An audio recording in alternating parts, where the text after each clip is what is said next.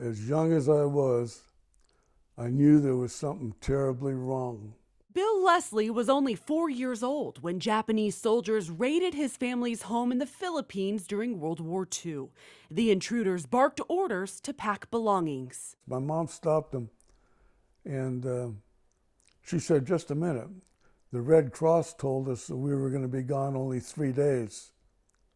And the interpreter just shook his head, and he said, "No," he says, "long time." At gunpoint, his mother, father, and younger brother, who was only 2, joined thousands of others who had been rounded up. The official name of our camp was Internment Camp Number 1, Manila.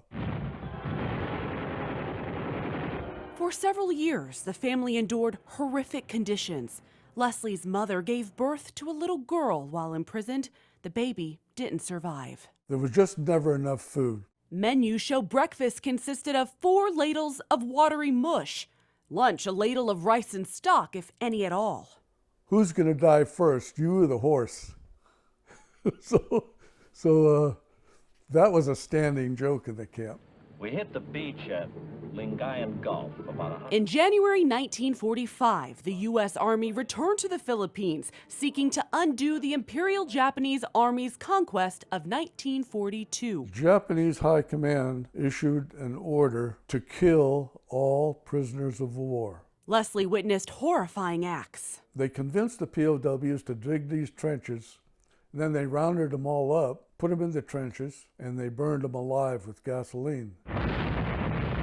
Saturday, February 3rd, 8 p.m. Then we raced into the University of Santo Tomas and liberated, along with you, hundreds of American and Allied internees. There's all kinds of POWs singing. The 44th Tank Battalion had broken through the gates to save Leslie. They were organized right here in Lebanon. Training as part of the storied Tennessee field maneuvers. I've always thought that was a huge coincidence where those tanks may have just driven. Right through what's now his front yard. You know that book Tom Brokaw wrote, The Greatest Generation?